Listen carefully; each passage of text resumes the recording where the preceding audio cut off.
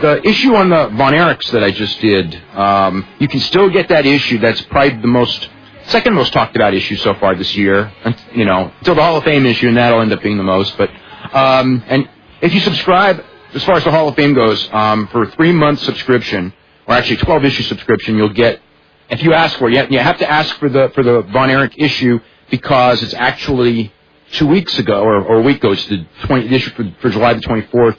But you can still get it, and a lot of people still want it. And so anyway, if you order that and order a 12-issue subscription, you will also get both the Hall of Fame preview issue, which is going to be in a couple of weeks, and the Hall of Fame issue, which will be at the end of August. So anyway, lots of big issues coming up. And Brian told me that he is going to be watching the Heroes of World Class DVD, so I got a feeling that you're going to be writing about the Von Erichs this week, too. That's the plan. Watching it tonight. Yeah, well, there's a lot to talk about when you see that deal.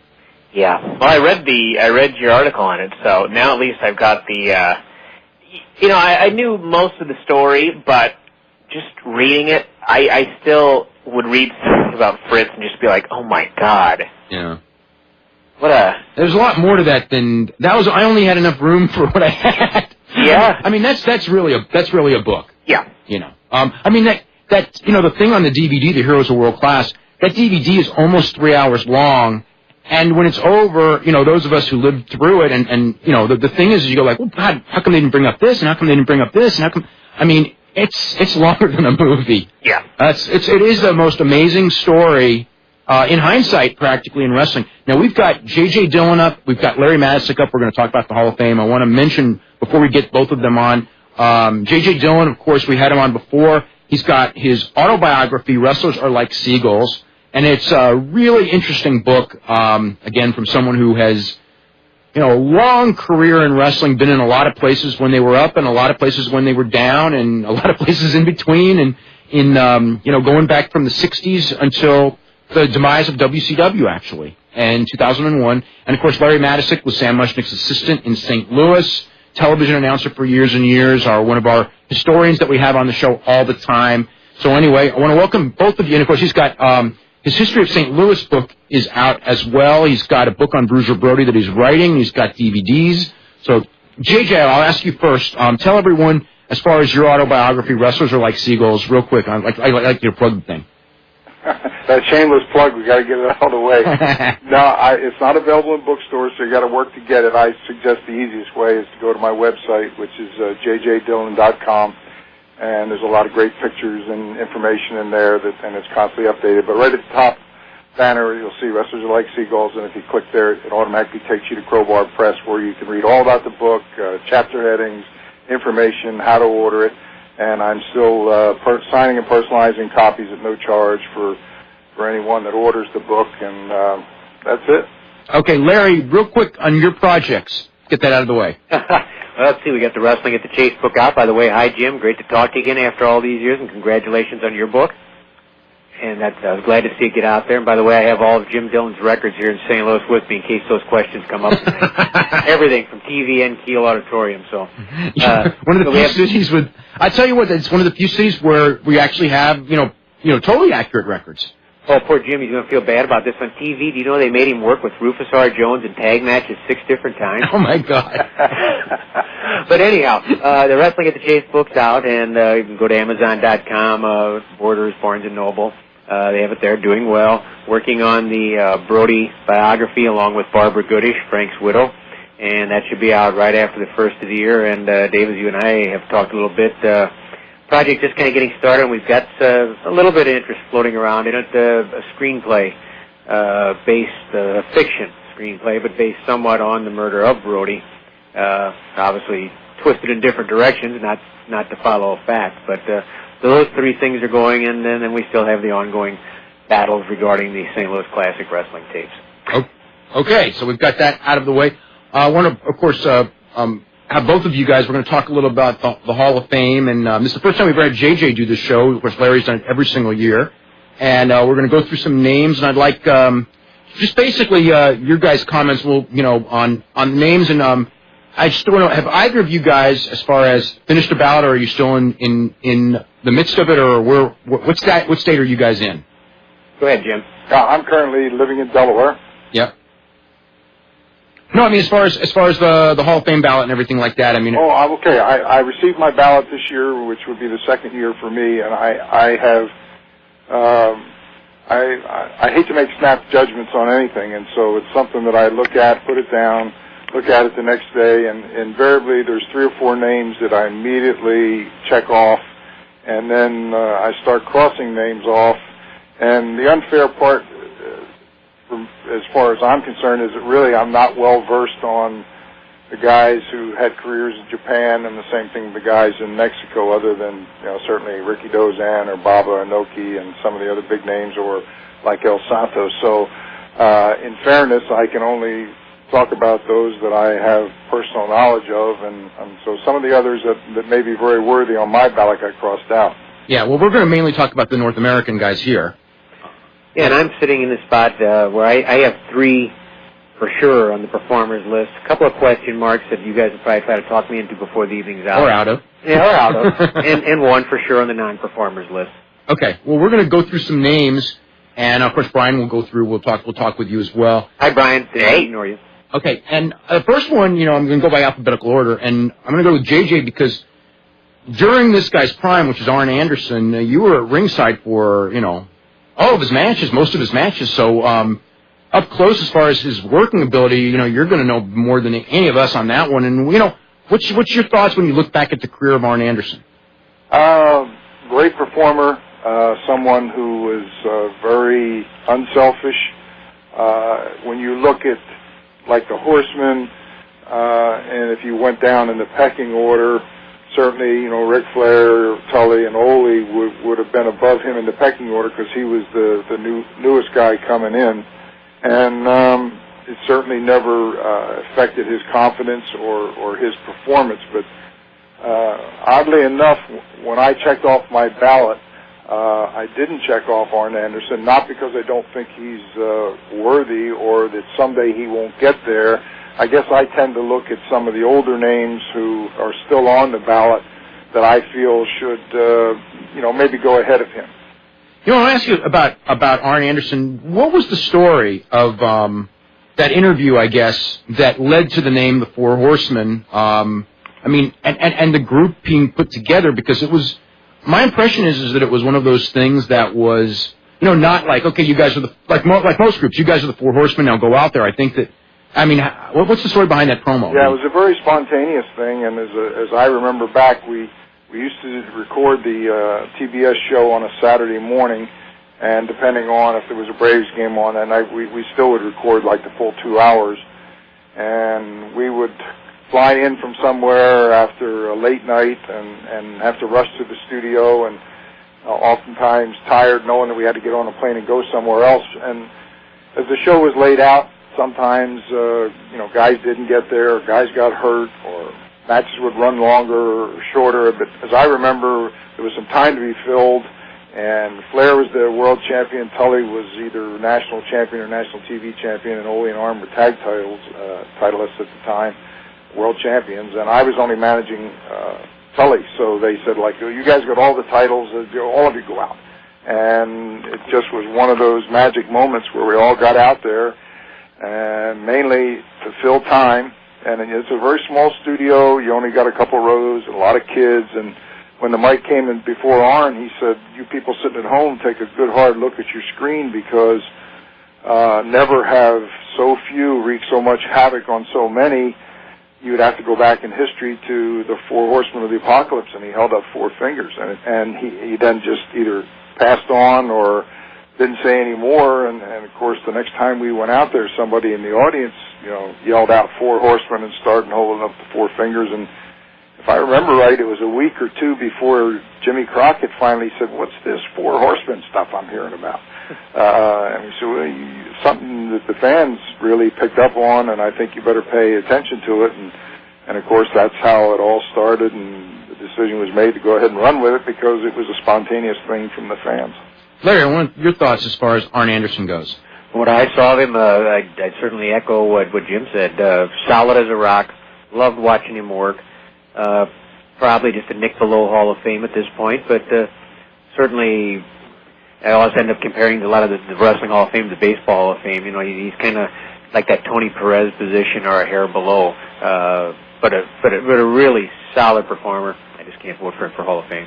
Okay. Brian, you got any thoughts on Arnie Anderson? Yeah, I pretty much agree. Just a very good worker, very good promo, but I don't think I would put him on the ballot. I don't think I would vote for him. I don't think he'll ever fall off the ballot. I think he'll always get votes, but I'm not sure he'll ever make it in. Okay. JJ, here's another one. You know, we were talking about Ole Anderson, and we got Gene and Ole Anderson as a tag team, and you were in the Carolinas, among the many places that you worked during the heyday, I believe, of the Anderson brothers. Is that correct? Yeah, that's true. When I first went in there, Ole wasn't there. He had been in with Lars, and then Gene, with the three of them. I think Ole and Lars left, and then during the 2+ years that I was in the Carolinas, which was actually my first full-time territory breaking into the business, and I actually wrestled Gene my first night on the road in Charlotte Park Center. So I had a whole lot of respect for Gene as an individual from that very first night. And then Ole came into the territory, and I worked with them. I was a babyface that first 2 years, and I worked with them many, many times. And they're one of the names that I ticked off on my ballot because, in my estimation, they're one of the great tag teams of all time. Okay, Larry. Well, I probably tend to, reflect some of the St. Louis prejudice where I probably don't respect tag teams as much as I should because they were stronger in other territories. And as Jim knows, tag teams really didn't exist in St. Louis as far as ongoing tag teams. I saw them work a lot. I thought they did a good work, and I could not vote for them for the Hall of Fame. But once again, excellent performers. I guess my question would always be, could they headline here in a main event, and what would they draw? Probably not a fair assessment, but that's my background, so a no for me. Okay. Brian, you want to say anything about the Anderson brothers? I haven't followed. I don't know a lot about the career of the Anderson brothers, except that, during the 70s, they were a hugely dominant tag team, and they won so many titles, and it was during a period where, unlike today, we're going to get to Booker T in a little while, and he's got 6 world titles, but nowadays, what exactly does that mean? So, I think that does count for something, but like I said, I don't really know enough to say one way or the other. Now, on this one, this is an interesting one because these guys were only on the ballot last year for the first time, and I didn't expect them to get a lot of votes, and they actually did much better than I expected. And I saw them, when I was very young, because actually we're talking about the Masked Assassins, and the Masked Assassins, of course, were Joe Hamilton, who worked in WCW, and now actually was working for WWE, and actually just got his autobiography out, and Tom Ernesto, and I saw, I saw Jody Hamilton, who was what I remember of Jody Hamilton more than his wrestling was that the guy was a phenomenal promo, but in Georgia in particular, and in other places. They were in California and they were in Oklahoma and a lot of places. During the 60s, the Assassins were certainly one of the name tag teams, all over the world, one of the top heel tag teams. And I don't know, JJ, if you crossed paths with them as the Assassins, obviously I know that you'd be familiar with Hamilton, and I don't know if you were familiar with, if you met with Ernesto, but I presume you probably crossed paths with him at some point. Yeah, I never actually saw them wrestle together as a team, but of course, starting in the Carolinas, the Assassins were a legendary team, as were the Kentuckians, but I saw Jody Hamilton in Florida and a couple other places wrestling as a single, and as you've already said, he really was a great man on the stick, very good. And I met Tom Ernesto when he was working in Atlanta, I believe, in an office capacity. So both of them had very good minds for the business, and with their understanding of psychology, I could just imagine, as a team in the ring, that they were every bit as good as I had heard they were. Larry, anything on the Assassins? I knew Ernesto a little bit more as a booker, and I understand, he's supposed to be a pretty good booker at one time. Again, here's my tag team prejudice. And I guess this brings up just a question about the Hall of Fame balloting to some extent, and why I always struggle every year, and I always go in. Everyone struggles. Well, I'm going to go in. I'm going to go vote for 2 or 3. Yeah. It should be really restrictive. It's the Hall of Fame, for crying out loud. But there's a certain amount of honor of being on the ballot, and they need a certain percentage to be on the ballot. So you get to this certain spot, and the Assassins might be one, just as Big Bill Miller might be another, where you're saying, well, they deserve to be on there. I don't know if they deserve to be in the Hall of Fame, so it's a tricky situation. With my tag team prejudice, such as it is. I didn't vote for him, yet I have respect for everything I heard about both of them and what little I did see of the Assassins in the business. I didn't vote for him, but that's, maybe that's my error, and not, that's my fault. Yeah, I know Brian, of course, they're before your time. I vaguely remember them, and I remember other Assassins, in the Carolinas. Yeah, they were switching around a lot sometimes, and sometimes it wasn't Ernesto and Hamilton. Later after probably 72-ish, 73, when Ernesto kind of retired to booking. And I wanted to go back to JJ when we were talking about Gene and Ole Anderson, and you mentioned that you were going to vote for them. As far as tag teams go, where would you rank them? Were they? Again, as far as a territorial team and all that, would you say they were one of the best that you saw, among the best that you saw? Who would you compare them to as far as if there's any teams from the 80s and 90s?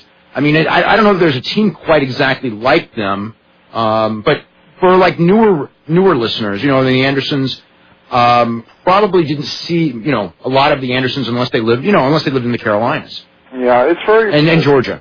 It's very hard, because the business has changed so much over the years too, and I'm very encouraged that you have included tag teams on here, and I think what made Gene and Ole so unique, and I remember from actually working with them that they were one of the first teams that I ever remember seeing that when they were getting heat, they beat people up, and they used to cut the ring in half, and they would invariably keep the one guy that they were trying to wear down on their half of the ring, and they were masters at making a baby face fight for a tag. You had to almost physically fight. Ole was more physical than Gene was, but and I think that's what really made them successful as a team, because the crowd could sense that they were physically trying to beat somebody up, and that the guy had to literally, think of every way possible to work his way out of the corner to try and get to that hot tag, and then when it did, those guys were there to feed, and they just were, and again, I think Larry's probably handicapped, because I agree that St. Louis was not a hotbed for tag team wrestling, where certainly in the South, particularly in the Carolinas, there were. So they were one of the best teams that I ever saw in terms of the psychology of what I think a tag team should be all about. I could add in there too. When I saw Gene and Ole Anderson on TV and on tapes of them, my impression was stiff, tough, mean, very believable, in particular Ole, and everything Jim said, I would echo 110%. Well, Ole was, I remember Ole as a great promo. Great talker too, but especially in those early days of Georgia, and that was more with Ole and Ivan Koloff that I saw, later on after that. Now, the next one, someone who, I grew up watching, and it's an interesting thing to me, and this is Red Bastien, and to me, I look at it in two ways. This is a tough one, because I think as far as accomplishments, there are certainly more than, there are many people on this ballot, I think, that would have the stronger accomplishments. But I think that one of the things with Bastien is that he really was a great worker.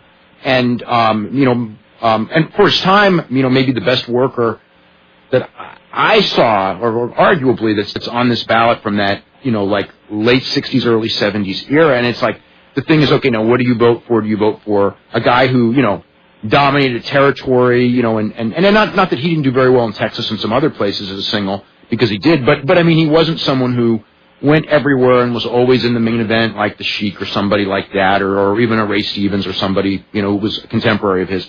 But I again, like, the flying is, is years ahead of its time, and some of the stuff that he did, I don't know why it hasn't been duplicated, because these guys probably could do it, but I haven't seen some of his moves duplicated, and that always kind of fascinates me. But he was just, but anyway, JJ, I presume you just bumped, you would have gone, I don't know if it's Texas or somewhere with Red. My first memories of Red were actually as a fan back in the New York area in the late 50s. The Bastien brothers were there, which was Red and Lou Klein from Detroit, and they were.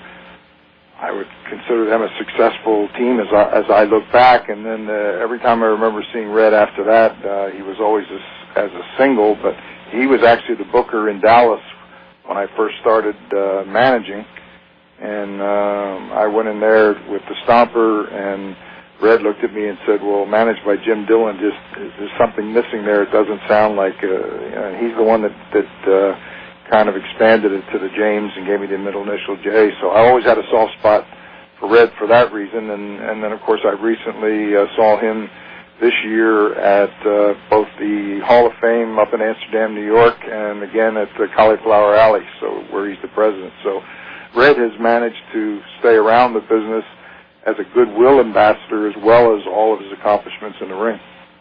Any thoughts as far as where you see him standing? He's one of those guys, as Larry said, that I had a question mark. And again, he's one of the older guys, so at some point I tend more to focus on a Red Bastien or, say, an Ivan Koloff, somebody with some longevity, but I have not made a final decision. Larry, any thoughts on Bastien? It's funny, Jim grew up watching him, and so did I in the 60s when he came through St. Louis, and he had several main events. Just a tremendously entertaining performer. I can see right now in my mind that flying head. Yeah, so can I. So spectacular. How come nobody duplicates? Of course, you got to have somebody underneath you to make that work. But Red was just a great performer. Here in St. Louis, and during that era, of course, they were just loaded with talent.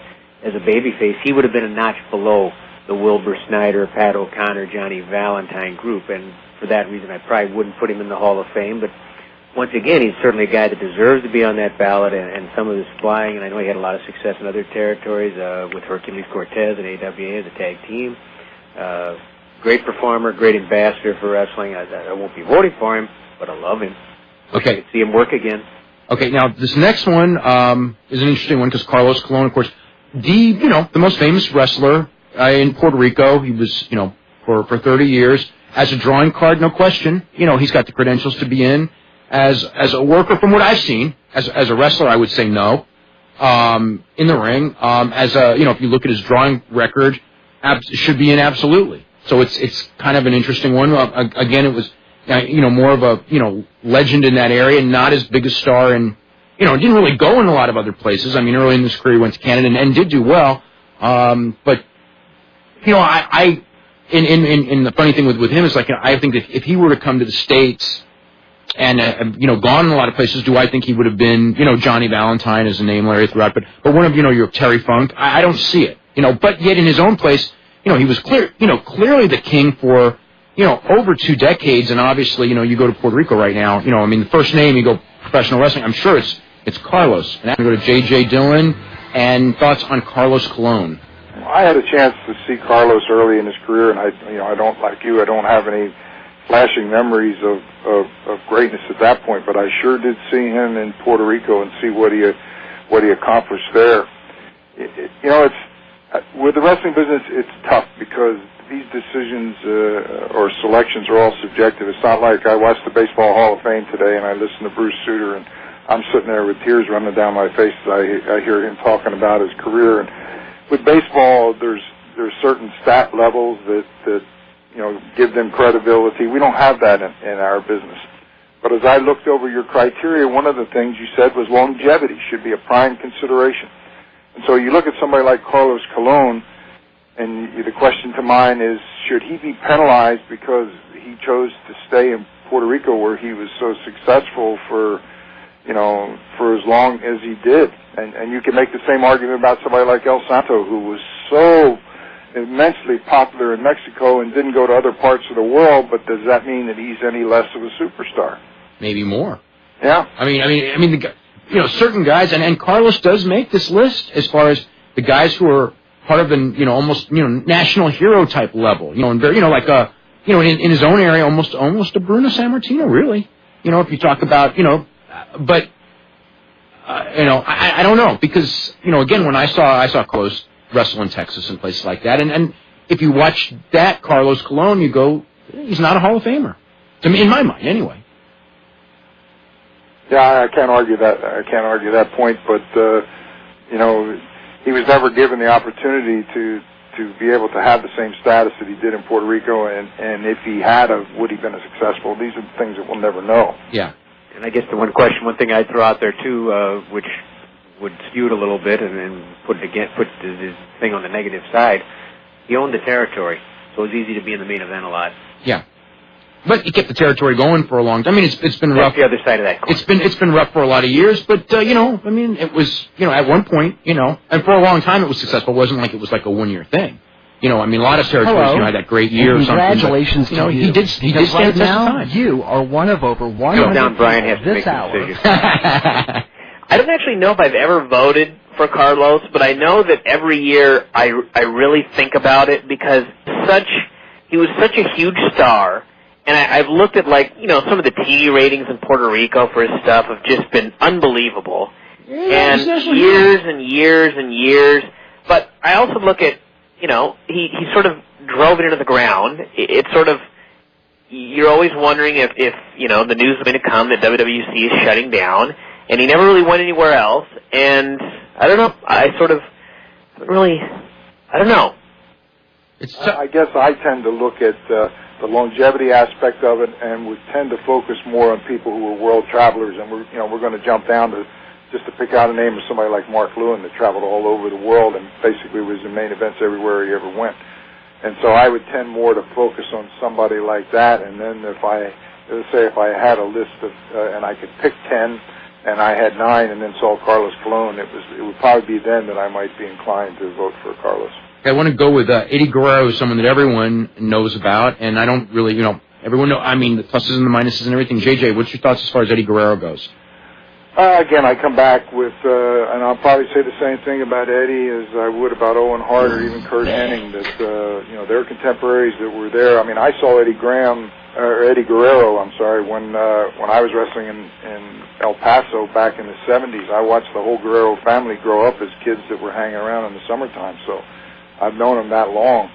I guess I would tend to look at some of the other names that have been in the business longer that I would hate to see them passed in favor of an Eddie, and certainly his death was a tragic one, and I think that factors in when you look at somebody like Eddie. Is not to say there's such a thing as a sympathy vote, but you stop and feel very bad for his family and what he went through. But by the same token, he also had a great career. Yeah, I mean, to me, I voted for him as soon as, really when he beat Brock Lesnar. To me, for a guy of that size to be put in that position in the size-happy WWE, I thought was an incredible breakthrough in the fact that, to me, he got over because the fans got him over and he got himself over. It wasn't like, he was Vince McMahon's handpicked, like when, say, Brock Lesnar was a handpicked guy. Eddie was there for years, and he got over when they weren't looking, and to me, I really have a lot of respect for that. And obviously, super wrestler, no question, and, for a long time you could say, yes, a great wrestler, but inconsistent. He had his problems, and we all know that. But also you go, well, he never had the big run as a main eventer. But at the end, I mean, he put the package together with the interviews, and granted, he was cut short, but to me, I am voting for him because I voted for him last year, so I don't see it as a sympathy vote because I already did. Brian? I hate to even throw that out there because I know. If he got in, I wouldn't ever want to say that was the reason, but as you look, there is a certain sympathy factor when you look at an Eddie Guerrero and you look at an Owen Hart or you look at a Curt Hennig. They had great careers, and especially guys that you knew on a personal level. It's very painful to see their name and to know that at such a young age they were taken away from us. Okay, I got to go with Eddie too because, and Dave, you hit it, and Jim talked about it a little bit earlier too. The business has changed so much. So Eddie was in this position where there really was only one place to make it anymore. And against all the odds, because he was a, quote, little guy, he made it. And he got over it, even though it was, unfortunately, a very short time. So he was one of my 3. But then that was the reason, simply because against the odds, nobody expected him to make it. And they really weren't trying to help him make it all that much. It just kind of fell into their hands. And then the people, the fans, kind of took it out of their hands, almost like they made the Four Horsemen to a certain extent by picking up on that. I think there's something to be said for that. I mean, after all, the fans are the ones who determine who the stars are because they're the ones who either come out or don't come out. Brian, do you have any thoughts as far as Eddie Guerrero? Well, he's a huge star in Mexico, and in WCW, he probably shouldn't have even... He didn't get to superstar level or anything like that, or world champion, but he still, I think, got to a higher level in WCW than he probably should have, just because he was so talented. And in WWE, obviously, he got a title... everything that's been talked about, and I think another thing is, after he passed away, they still, I mean, to this day, that are still business in some way built around Eddie Guerrero. SmackDown's been built around Eddie Guerrero since he died. Yeah, and before he passed away, he was one of those few guys in this day and age that could actually move ratings and that sort of thing in WWE. Yeah. And I think that counts for a lot. Yeah. Well, we got another similar tragic story, next one in alphabetical order, which was Owen Hart. And JJ, any thoughts on that? Yeah, I certainly look at Bret Hart as being the stud of the family, and Owen Hart, I remember him as the Blue Blazer, and similar to Eddie, I think, based on just his talent and the fact that he worked hard, elevated himself certainly at a much higher level than I ever thought he was capable of. When I look at him, he was also a great wrestler, but I don't think, the one thing with Eddie is that Eddie crossed a level, and I don't think Owen ever really crossed that level. Agreed. He was a great performer, but didn't quite crack that nut like Eddie did. Where he was someone where, I think, Eddie somehow connected with people, and Owen was a great wrestler, but not a great, he didn't have the long-term main event run, really. It might have been there, but unfortunately... It might have been because a lot of the smaller guys came later. When Benoit and those guys came, he might have fit in there and had his best years, but it didn't happen. And that's where I can't vote for Owen Hart, as much as it almost pains me to say that, but I can't. And Brian, any thoughts on that before we hit the break? I'll defer. I want to quickly ask JJ, I want to throw out a name. I'm going to jump ahead, but we'll talk more when we come back in the second hour. JJ, what are your thoughts on Ivan Koloff?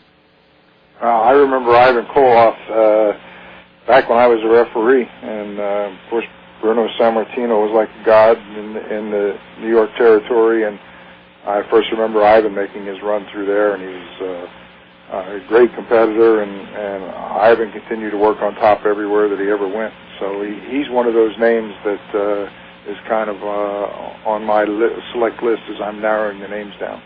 Larry, any thoughts? Because Ivan worked a lot of St. Louis, too. He worked a lot of St. Louis, a terrific performer, probably underrated. I think, I was kind of glad to see his name popping up on the ballot. I think he deserves to be on the ballot. I don't know that I'll vote for him. But okay, it's a tough call because I think he was probably underrated in many areas. He's definitely someone where, he doesn't break through, but when you look at it, again, as I remember in the early 70s, he was one of the hottest heels in the country after the Bruno thing, and everywhere he went, it wasn't everywhere he went, he was a main eventer, and he was a big time star in the 70s. And a lot it would have been interesting to see what he'd done if they hadn't just done the transitional thing back in those days in WWW. I think he'd have had a super run if he'd have made some money. Yeah, because of just the heat of being Bruno. At about 35 after the hour, 40 after the hour, we'll be talking to Pat Miletich about the IFL, Brock Lesnar, who was training in his camp, and mixed martial arts in general, one of the legends of actually mixed martial arts, and probably the most successful coach with, Matt Hughes in a stable world champion, Tim Sylvia in a stable world champion, that there is in the United States. So we'll talk about the Miletich fighting systems later on. We're going to talk more about a lot of the older names on the Hall of Fame ballot, and Mark Lewin is an interesting name because he's a guy who reinvented himself. He started out as a clean-cut babyface with Don Curtis. They were a top tag team in the Northeast, and then he went... This is in the 50s, and he was still into the early 80s, still wrestling all over. He went all over the world. Australia, big star in Australia, but, Canada, many territories in the United States, and always a main event guy for over, 25 years probably. It's kind of funny, Dave, that as I'm doing this book on Brody, and I've talked with Barbara Goodish, Frank's widow, and Gary Hart and Buck Robley. Mark Lewin's name who keeps coming up a lot of times as having some influence, that Frank really liked him, and he learned a lot of the psychology from Mark Lewin, in that you don't have to kick a guy 20 times, you kick him once and do it right. Maybe that means more. But it's kind of funny that you mentioned him, because his name has come up a lot. I'm not going to vote for him for the Hall of Fame, but I recognize he had a terrific career. It's kind of funny that his name keeps popping up whenever I talk to somebody. Hey, did you know that Lewin really had an effect on Brody's mind? It just kind of taught him how to work when he was young. Interesting. JJ, now, were you a fan during the Lewin and Curtis era? Absolutely. In fact, I saw him on occasion with Don Lewin and Ted Lewin. There were three brothers, and of course he probably had the most success and had a great run with Don Curtis, and that was right around the time when I first got interested in wrestling. And then I ran into Mark Lewin all over the world. Just about every territory that I worked, he seemed like he came through. Like I said, he was a big star in Australia, Japan. He went up through the Far East. And he, as you've already pointed out, everywhere he ever went, he was a main eventer. So if you talk in terms of longevity, and as you said, he reinvented himself. He went from the clean-cut babyface to the full gamut of characters to being the Purple Haze. I mean, he's done it all. Yeah. Kind of an unknown, kind of an unsung main eventer that you almost kind of underneath the radar, and you're looking back and you think, wow, you really did a lot of stuff. Yeah, when you talk about certain guys being underrated, the more you talk about Mark Lewin, I think the more you realize what an impact he did have on the business for many, many years. Yeah. So you're considering going for him? Yes. Okay. Jose Lothario, and JJ is another one, you know, like, I know you were in Texas, and, I mean, I know in the 70s in Texas, especially San Antonio, Houston, he was, you know, him and Wahoo McDaniel, I remember as being the top baby faces. Yeah, he was a big star in Texas, and that's where I predominantly was around Lothario. What are your thoughts? I mean, local star, or, I mean, I know he had success. Again, he was a guy who had a lot of success. I remember California, certainly before I was a fan, but I had heard of him, you know. I mean, older fans had told me about Jose Lothario with Pepper Gomez, and well, he went to a lot of places where there was, you know, pockets of Hispanic fans, and I think that was smart that he concentrated his movements in areas where he was more likely to be very, very popular. Any thoughts as far as Hall of Fame? He's one of those that I had a question mark behind. Again, he was a main eventer every place he ever went. Yeah. Larry, any thoughts? Jose Lothario, back in when I was working with Sam Muchnick in that office, one of the places we traded programs with, and there was a lot of feedback with, was Houston and Paul Bosch. And it seemed like every time I got a program from Houston, which was every week, there was Jose Lothario in a main event. He was drawing money. Again, more perhaps of a regional star, but he certainly had his following, and I think he picked his spots, and they used him well. Obviously, he was on top a lot. I don't think he traveled enough. I'm not going to vote for him. But once again, he's one of those guys. You know, there's some guys who are really pillars of the business, and I almost feel guilty saying, well, I'm not going to vote for him. But the guy was, you know, you needed all these guys, the Lotharios, the Lewins, the various names we've talked about, the Andersons, because they're really the ones that propped up the business. Somebody had to be there in addition to the Hulk Hogan, the Johnny Valentines, the Lou Theszes, whomever, the Ric Flairs. So these guys were so important to the business. I almost feel guilty saying, well, I'm not going to vote for him. You know, I mean, to me, that's everyone. There's no one on the ballot that was not a big star. Yeah, this is a strong. I mean, and I think it's a very good ballot. You know, I mean, I think somebody already pointed out, David, may have been you or maybe Larry, that it's just an honor to be on the list, and I think that already makes a statement that there's somebody who had a career that was noteworthy in some respect. And again, certain guys that don't move around, and I used Del Santo as an example of talking about Cologne, or if you look at somebody like Bert Azarati, that was a big star in Europe. You know, it's like, how do you make comparisons? And that's what's so great about these discussions, because we're all going to narrow it down to the maximum of 10 that we're going to vote for, and then when you put all the votes together, hopefully the guys that are really deserving are the guys that will get the most votes and come to the top. Hopefully people are hearing some names, too, that really mean something, and as Dave mentioned, newer fans, maybe they haven't heard some of these names, and hey, they need to hear them. The history is important, despite what some people might say. Well, here's another one, because it's a guy who, I mean, no question, you know, had a great career, great college athlete, Big Bill Miller, and it's someone who, you know, I mean, every year, you know, the Big Bill Miller, Dick Murdoch, Ole Anderson, those are always the guys who I'm going like, you know, that's kind of the line, you know what I mean? I mean, like, if you're better than them, you know, you're in. If you're worse than them, I'd say you're not in, you know, but it's like them. I mean, I could go, you know, certainly go either way with, you know, Miller, you know, was a, you know, big draw in a lot of places. You know, again, is he top 10? I you know, and JJ, you know, again, you know, I know you would have been around him when you were first breaking in, I think, in New York, or yeah, he had a big run in New York, and with Bruno, he was an obvious opponent for Bruno because of his size, and he was tall and powerful, and Of course, Bruno was, the typical weightlifter, power lifter, but they complemented each other well, and he was a big success in the business. Larry, as I recall, there have been years you voted for him and years you haven't voted for him. I guess that's the epitome of a borderline. And he belongs on the ballot. He's on the ballot. I don't know if he belongs in the Hall of Fame, but he belongs in the ballot. He was one of the first guys who really, when I was making the transition from high school and college and working for Sam Muchnick, who kind of opened up with me, and because you learned the business from my position by osmosis. Nobody sat you down and said, here's how it works. Bill kind of could tell you things and teach you things and make sure that you respected the things he told you and that you should respect the people, the things that they do in the ring. So he was a very smart man.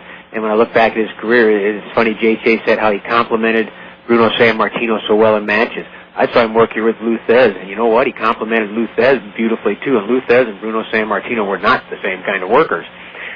Bill was a tremendous performer, and I think one other thing in his favor, when he got out of wrestling, and even at the end of his career, when he was just coming to St. Louis really part-time in the mid-'70s, he was a well-respected person, a veterinarian in the state of Ohio.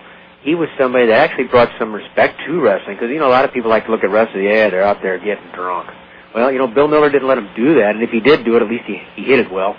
And, I just talked myself into voting for him again. He definitely belongs on the ballot. Whether or not he belongs in the Hall of Fame, I'm not sure, but I sure think his name belongs on that ballot. Now, the next name I'm going to bring up, and I know what you think, Larry, and we're going to go to JJ after this, because JJ actually probably knows him about as well as almost anyone from that era, as a coincidence, as do you. Okay, and again, this is a guy, Dick Murdoch, who has been on the ballot every year. In the last several years, he's come very close. I mean, he's been one of those guys who's between 45 and 60% every year, never quite get in, yet among the wrestlers that he worked with, he's at like 80, 90%, probably closer to 90%. Everyone who worked with him votes for him, and then other people, and maybe it's because he was maybe not the breakthrough superstar as a Dusty Rhodes or a Terry Funk, yet at the same time, and I don't think anyone doubts, I mean, we all know Dick Murdoch was a great worker, and yet at the same time, Dick Murdoch, we all saw matches with Dick Murdoch when he wasn't a great worker. And Larry, hey. Oh, I always vote for him, you know that. Dickie's my man. But, I mean, you're not, it's not like you're the only one voting for him. I mean, everyone from your era basically votes for him, and yet, I think, whatever it is, test of time or something, I wouldn't say test of time, but the name value of him, I don't think, lasted in the sense that, like a lot of younger people, they don't see Murdoch, the level Never dominated a territory. Yeah, Never dominated a territory, and Jim would probably know this as well as anybody. Dickie wasn't really a particularly good political player. I mean, Dick Murdoch was Dick Murdoch. Yeah, Larry, I have to just agree with you wholeheartedly. I had a phenomenal run in Amarillo with Dick Murdoch, and here's a guy who was a baby face, popular with the Cowboys, probably 280 pounds. I was maybe 220 soaking wet, and he had those Cowboys convinced that I was the toughest SOB in the world, and that if they saw me, they should turn around and go around me and go another way. And he made believers out of them, and he had that kind of working ability. Just that people alone used to say that he made it look too easy, and some of the promoters thought that he had a tendency to clown in the ring just because it all came so natural to him. But and not because I had such a run with him where I got to really know him and respect him. But I have voted for Dick Murdoch, much the same reasons that Larry has, because I had so much respect for him, and to me, he wasn't always the most political guy. I think that's the only reason he wasn't a world champion. Yeah. And I'd agree with that 100%. I had more people tell me that. Briscoe told me that. DiBiase told me that. He got along with people if they thought they could have trusted him to be serious all the time. But that's how Dickie looked at life. And if he was mad at you, well, he was mad at you. And somebody's going to have a bad night. But Dave, you made the point before about kind of that Dick's on the line of if you're good enough to be voted ahead of Dick, you belong in the Hall of Fame. I kind of think, well, after all these years of being the guardian of the throne, let him get in the door. Well, I mean, it's again, when it always impresses me when the guys who work with him, someone that's their peer, are so strong with him. I mean, to me that was a big turning point with me with Walter McDaniel, because with Walter McDaniel, I always thought he was maybe borderline, but everyone that worked with him and the guys who knew him better than me were just like, oh my God, he's got to get in. And then look back at his career. Look at his career. I know his career was really, really strong. And Murdoch, again, from the first year in '96, it was always like, boy, that's, you know what I mean? It's right there. Right there. Well, I'm going to throw a curveball at you. One of the names I got circled on mine is the Fabulous Moolah. I mean, there's somebody, when you talk about longevity and talk about value to the industry, that trained those girls for so long, that was she ever in a main event somewhere? Not that I ever remember, but I never remembered the business when Moolah wasn't around. It's funny, Jim, you bring that up, because I have that same, you said exactly the same thing I would have just said, just for longevity. Who else was ladies wrestling other than Moolah for 20 years? Well, she was women's wrestling. She was from the 50s to the early 80s. Very good point. Yeah. Orndorff.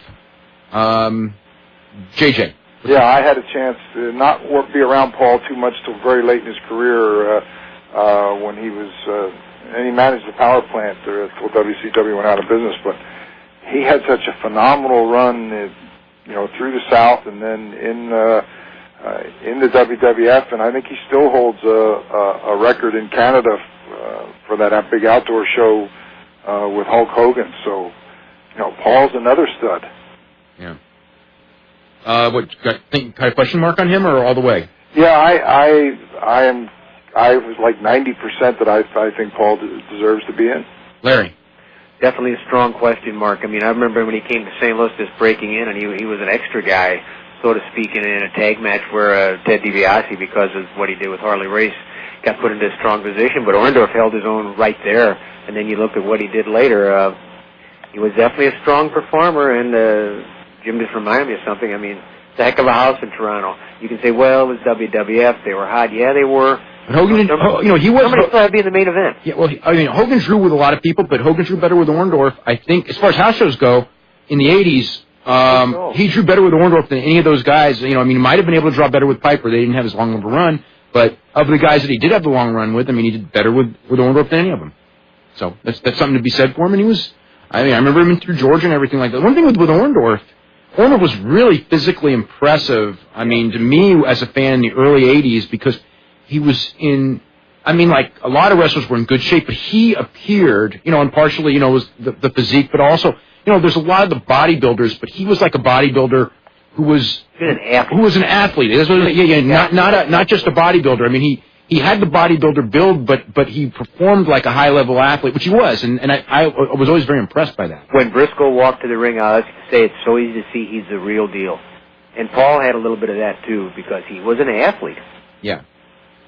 Going further, JJ, with Rick Rude, I know you were around him, in a lot of different places. Yeah, Rick certainly deserves to be on the ballot. Whether I would question, he's not someone that I would vote for, but he had a great run as well, both with the WWF and the other regional territories. Larry, anything you want to say on Rude? I'd echo those thoughts entirely. Brian, I want to ask you, because we're going to talk about, you grew up with Orndorff. That probably would have been right when you were starting to be a fan, or actually, it might have been just a couple years earlier, but what are your thoughts as far as, Orndorff goes? Actually, of the last names that have just been mentioned, I really think the only one I would probably vote for is Dick Murdoch. Mm-hmm. And pretty much, one of the reasons you mentioned, just so many guys who worked with him spoke so highly of him. And the other thing being that he influenced so many people. And I always look at a guy that influences a ton of guys. I think that counts for a lot. So I'd vote for Murdoch. I don't think I would vote for Orndorff or Rude, but yeah. As far as influence, which brings us to an interesting one, because the Rock and Roll Express influenced probably every babyface tag team that came after them. That's why I voted for them every year. JJ, I want to ask you, why look at the Rock and Roll Express? Because I have voted for the Rock and Roll Express and the Midnight Express. Ricky Morton just could do it all, and he had a phenomenal run as a single with Ric Flair. Of course, it was at a time when the territory was hot and business was good, but he had that kind of talent. And I've been to a couple of these legend shows and a couple of these independent shows where the Midnight Express, Dennis Condrey and Bobby Eaton are still out there with Jim Cornette on occasion, and the Rock and Roll Express, and they have withstood the test of time. I go out and stand outside the dressing room and watch them because what they do is timeless. They're each in their own rights, both great teams. I was going to ask you about it because the thing with those guys and the Rock and Roll Express, especially when they got hot, every territory wanted a Rock and Roll Express, and some of them, the Rockers, Marty Jannetty and Shawn Michaels, ended up being a hell of a team too, and then a lot of the other ones people don't even remember, but I do remember when you talk about an influencing thing, everybody, when they really hit it big in '84, every territory had to have their version of the Rock and Roll Express. The Fantastics were another one that actually was a very good team too. But yeah, that's I was gonna because you were there in the Carolinas when those guys were around in Rock and Roll and Midnight, and I mean those guys had the other thing with them that impresses me is again, and as an era that I lived through, is when they went against each other. It was every night it was a great match. They had this timing and work. You talk about teams that work together perfectly. That feud, night after night, it was just so smooth, and all four guys had that perfect timing of how to work a crowd. Yeah, they still got it. Yeah. They should have some of the young guys in the business go out and watch them one night. Yeah. Amen. Larry, any thoughts as far as Rock and Roll and Midnight Express? I know you're not into tag teams, but those... Well, I'm not against them, and actually their strongest part was when after St. Louis kind of bit the dust and I was working for Vince and then running independent shows and pretty bitter about the whole business. I probably didn't pay as much attention to them as I should have. But, hearing Jim talk about them in those glowing terms... and Midnight Express, those guys were like, it ties into something Brian said earlier, too.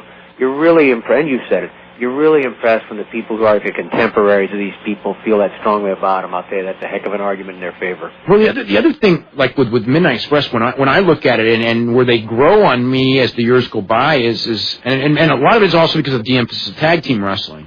Because if you're a good tag team, they split you up right away. But and you fight each other, right? And you're fighting each other before anyone even cares to see it. But with the Midnight Express, the one thing is like here we are. Basically about 20 years after their prime as a tag team, and in the last 20 years, I don't know if I can come up with a tag team better than them, and as every year goes by, it really grows on me. It's like, these guys, I'm not saying they're the best team I ever saw, but they are right there with the best teams I ever saw, like with, Stevens and Patterson in this different era, but the Midnight Express is right up there as one of the best teams I ever saw, and Rock and Roll Express, complemented them perfectly. So those are ones that, like, as every year goes by, they get stronger. And it's funny because I think their percentages usually go up, too. And I think the contraction of the business has hurt tag teams a little bit because when you had more opportunity, you had more tag teams put together, and you'd all of a sudden find these things that, wow, it just clicks. It's just so good. You don't really have that now anymore because you only have one place, two places to do it. I think once the business changed, too, and the psychology of what a wrestling match was, has changed, impacted tag teams too, because the same concept in singles matches was expanded with tag team matches, and then there was an added dimension that you got four guys that got to work together, and now the business is so turned upside down that it's hard to have an appreciation for a great tag team anymore. Okay, now, JJ, I want to ask you this. This has nothing to do with the Hall of Fame and everything to do with it. Is you were with Vince during that period? Again, like the tag teams were much bigger down south. I mean, he was not a tag team guy, even though there was a period, when you were starting to be a fan with Rock and Perez, where the tag teams, Lewin and Curtis and the Graham brothers, the tag teams carried the territory in the 50s, and that would have been when Vince was growing up. Yet Vince himself, the tag team championship was rarely the main event, and now it always secondary. Yeah, and now it would never be the main event, and now it's second match on the card level, basically. And I can't knock Vince's success. He's I don't know of anybody that would have done what he's done any better than he's done it, but his impression of what a wrestler should be and what he should look like and what a match should be really is much narrower than a lot of people realize. And you have to be in the business to understand even maybe what I'm saying. But and Pat Patterson, who has done it all, was very successful there, really feeding a lot to Vince of what he knew Vince liked, which wasn't really very much. Bob Slaughter. Before we say goodnight to Larry, I'd like to hook up with you at some point. I'm very excited that you're doing the book about Brody. I had a chance to be around him somewhat, and I went to Australia in '79, right when he was finishing up, and that's where he met Barbara. That's where he met Barbara. We need to talk. Had not seen her since then, and would like to talk to you about that project. Definitely. Dave can pass on numbers back and forth. And we'll yeah, JJ, just email me your number and I'll get it to him tonight. Great. Okay, and before we go, because we are running low on time, I guess now, Dave, I got one thing. We got to ask JJ about his second last match in St. Louis here. See if he remembers it. Mm-hmm. October 2nd of 1911. We'll skip the year. He teams up with Greg Valentine and John Valiant, who's now a hitman on The Sopranos, against Kevin, David, and Kerry Von Erich. It was a tag team. Do you remember that one, Jim? Yeah, well, I started with Johnny Valentine as the president of his fan club when I was a kid, so to be in the ring with Greg was an honor, and to do so in St. Louis and Kiel. But the three Von Erichs, that's a whole separate show. That's probably talk about them. I want to ask, just because we're just about out of time, but I do want to throw in one name that Larry is super familiar with. And when I look back at St. Louis records, in the late 50s and through the mid-60s particularly, this guy had a lot of main events and, of course, was a big region, big star in Indiana, but a big star everywhere. JJ, what were your thoughts on Wilbur Snyder?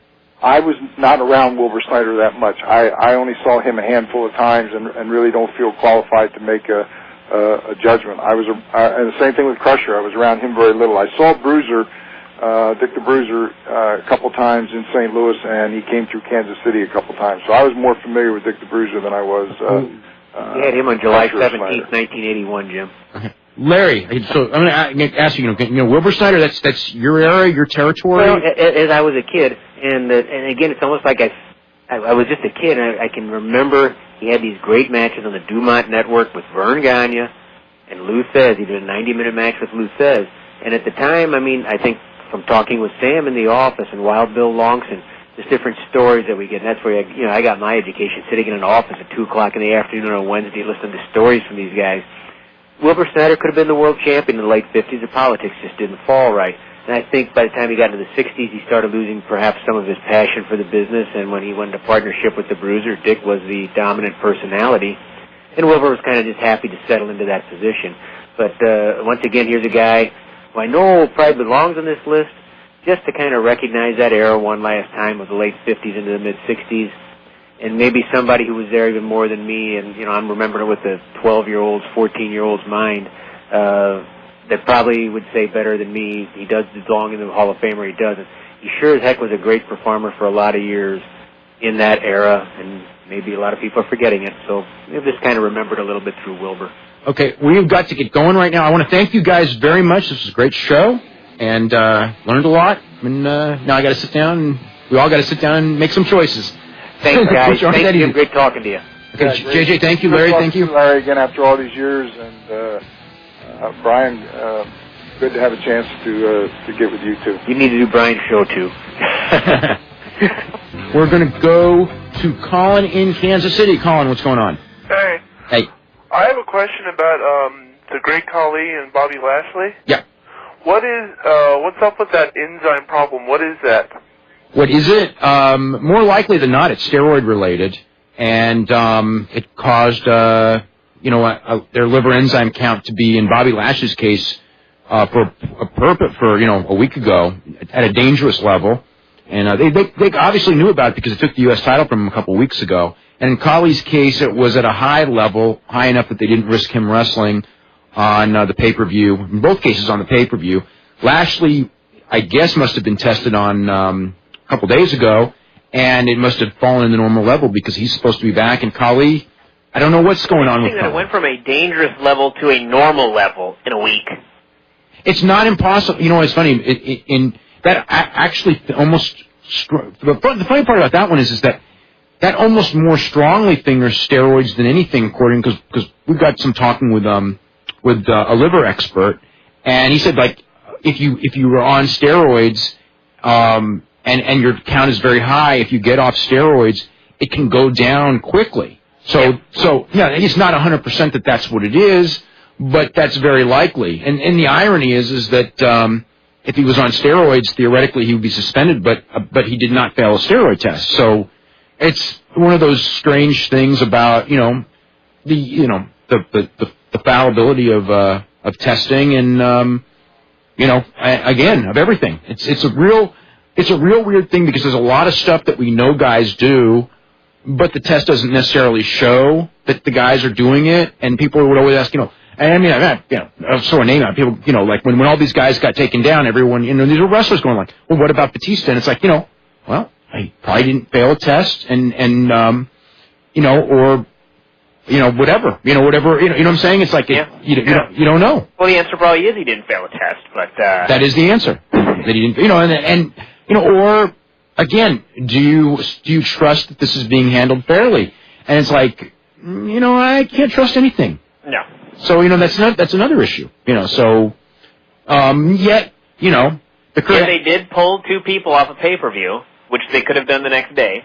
They pulled 2 people off. Well, no liver problem. If it's something. For Lashley, if it's at a dangerous level, you have to pull him off. Yeah, well, in both cases, slightly elevated. I could see them going. Great Khali doesn't do anything anyway. Okay, but stand there. Okay, but when we look at it in a different way, with he's going to work with Undertaker, and I wouldn't be surprised if Undertaker, had something to say with that, especially after the Bob Orton situation with him. He's probably, out of deference to Undertaker. We're not going to put him in this position. Yeah. You see what I'm saying? Yeah. So I can see it. Plus, here's the other thing. That match would have been atrocious with the Great Khali in there. I mean, that match. Sure, but they booked it. I know. They booked it, and then they built this freaking cage that, I don't think he could have had a good match with Ric Flair in that thing, and they wanted to put Khali in there. Don't put too much past Ric Flair. I know. He probably could have been, but you know what I'm saying. Yeah. I mean, it was a monstrosity. Yeah. And then they booked a 20+ minute match. But that's another issue. Anything else? Do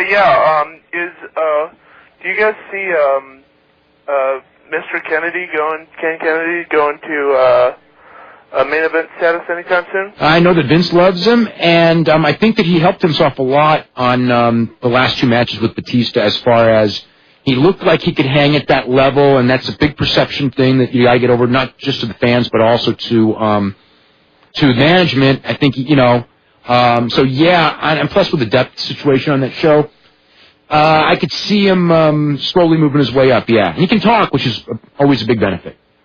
Okay, so really quick, one more question. Do you see him getting a title shot anytime soon, like world title? On a pay-per-view... He may get a shot, but I don't think he's getting the title. I don't see him getting a shot on a pay-per-view just yet. Maybe at the end of the year, but not... I don't see it imminent, no. Maybe if Batista doesn't beat him, then wins the title, then they can go to Kennedy because Kennedy has these wins. It'll be interesting to see if they keep going with the Batista-Kennedy thing, where Batista gets a win, because if they don't do that and they stop the Batista-Kennedy thing now, that tells me that they're probably planning on later this year going with a Batista-Kennedy title match. So, yeah, it could happen by later this year. Thank you. Okay, very welcome. Bye. Okay, let's go to... Okay, we got Pat on the line. Pat Militich, what's going on? Hello, Pat. Can you hear us? Hello. Pat, can you hear us? Absolutely. Okay, we got Pat Militich here. And Pat, a lot of stuff is going on with you. I want to make sure real quick to mention September 23rd, Mark of the Quad, in your home area in Moline, Illinois. You're going to be facing Renzo Gracie, and it will be your first match in many years. And we've seen a lot of guys come out of retirement. Obviously, it's become a big market for MMA and for big names, and you're one of them that's being brought back. I mean, do you have any trepidations as far as coming back, seeing, some guys have come back and not done so well, such as the guy that Matt Hughes fought, and, then you're fighting, actually, I guess, his cousin. What have you learned from that fight, and what are your thoughts going into the fight with Renzo Gracie? Well, number one, Renzo and I are good friends. I respect him a lot. I respect him the most out of all the Gracies. He's the guy that's always fought the tough guys, and win, lose, or draw, he's always been a good guy. I met Renzo years ago, before I was really anybody, and he treated me with as much respect then as he does now, so I've always had a lot of respect for him. He and I, are doing this with the IFL because we have a vested interest, number one, in the IFL. The IFL is treating fighters very well, the coaches very well, and they're doing things right. They run a great business, and we want to see that company grow to the top, and we're going to have a lot of fun. I don't have any, for me, this is more than just coming back and fighting. This is me overcoming an injury that sidelined me. I want to be the one that says when I quit, not my body telling me when to quit. And I feel great, and I've been training hard. I've got 2 more months to go, and they're going to have a blast. Renzo and I are going to get after it, make the crowd roar, and make it an exciting fight. Aside from the time you were down with injuries, have you pretty much been doing some sort of training the entire time? Well, the first year that I was injured, I could almost do nothing. The left side of my body atrophied, lost all my muscle, and I couldn't use my left arm very well, anything like that. So, you know, it was a lot of rehab, a lot of chiropractic treatment, a lot of strength training, you know, just basically rebuilding my whole body. So, but you know, it's paid off. Over the years, I've had a lot of horrible injuries, and you know, it always ends up being a blessing because you work harder to rebuild your body to come back from them. So I feel great. Now, with you, your camp, Militich camp, is generally considered the #1 camp in the country. I mean, what do you attribute that to? Is it like an open-minded thing, or the fact that you're, you know, not in Las Vegas, Los Angeles, New York, and, you know, a lot of the guys go, you know, you don't have the distractions that you have in other places. I mean, a variety of things, you know, with Tim Sylvia's a champion, Matt Hughes is on the verge of being a legend in the business now, you know, and you know, you just had Brock Lesnar this week, isn't it, for another name that everyone knows. But what's your thoughts as far as why you become the gym everyone says to go to? Well, you know, the way I always thought of it is, number one, I learned a lesson a lot of years ago. I watched a kickboxing match where a kid died because he wasn't trained properly and he wasn't in shape. And so I took it upon myself. I learned a great lesson from that. I'm either going to be in great shape and do it 100%, or I'm not going to do it at all. And that's the way I treat it with my fighters. I'm not going to be the one responsible for the kid getting seriously injured because he wasn't properly trained or in great shape. So I have no patience for guys that have no work ethic. If they don't have the work ethic and they won't put the time in and they won't get in great shape to become a great fighter, to, you know, fulfill their dreams, I just don't have time for them. I tell them to get lost. And that's just the way I have to be. And obviously because we hate losing. But also I think it comes a lot from the Midwest work ethic. We you know, everybody grows up, you know, it's a blue collar town, everybody works their butt off here, and it's just a mentality. Things aren't given to us here, and that's just the way it is. We have to earn it, and we have to take it. So I think that just carries over into the guys, you know, and you have guys like Matt Hughes and Jens Pulver and Rob Lawler and Jason Black, the list goes on, you know, that, I mean, when they're in the room training for a fight, if we have fighters from out of town that come to visit us to train for fights, you know, sometimes those guys aren't used to that. And they'll take a seat on the side of the room right in the middle of practice. They've decided that they're going to take a rest. Well, you know, there's been several instances where Matt Hughes has said, you know, get back out on the mat and get back to work. And the guy will go, no, I'm tired. Then Matt will go, pick up your bag and get out of the room because you're a cancer. Because once one guy starts to do that, then everybody thinks they can do that. And so that's just our mentality. We're gonna keep training hard and outwork the other teams, and that's the way we have to be to stay on top. Now, on your IFL team, are these all, I mean, I know most of the guys are your fighters. Did you pick everyone from your gym? And I know that you came in and you had a 4-team tournament, and you guys pretty much went through the competition in this one. And then the September 23rd, which will air, I guess, very soon after, maybe even the next day on FSN, will be the New York Pit Bulls, which is Henzo Gracie's team against your team. Plus, you guys are having that super fight. So now the IFL team, is that, I know you handpicked the team, are they all your guys? Yeah, you know, and Monty Cox helped me in a couple trouble spots, you know, because I've got a lot of great fighters. A lot of those guys were locked up on contracts with different companies. So I had a little bit of problem there. It made it a little tough on me. So at 155, Joe Jordan, who I wanted to put in there also, was injured with a shoulder. He had a shoulder operation, and was having some problems with his knee. So Bart Palazewski, who's trained with us quite a bit, who's from Chicago, trains with Jeff Curran up there. We slid him into the 155-pound spot. Then I've got Rory Markham at 170, who's been with me for several years. Ryan McGivern, who's a Bettendorf, Iowa kid. He grew up here in my hometown. 205 now. We used to be Travis View. Travis View will probably move into another coach's team because Travis is up from Minnesota.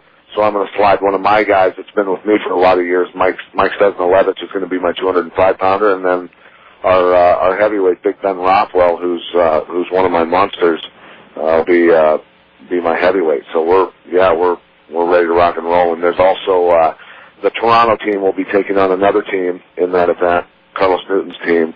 So we'll be that same night. And then 2 weeks previous to that, September 9th, will be the show in Portland, Oregon. which will have the debut of the Tokyo team, Matt Lindland's team, some other great teams. Maurice Smith's team will be there for that. So there's going to be some cool stuff, and then they're making a big announcement about Matt Lindland coming in and fighting somebody also. Now, as far as is these series of matches, is this a tournament, or how is this? Because the first couple of matches of IFL were tournament format. Yeah, and this will be the same way. Now there's 8 teams. They've added 4 more. Mm-hmm. And what they're doing is they're fine-tuning everything before they start the 2007 season.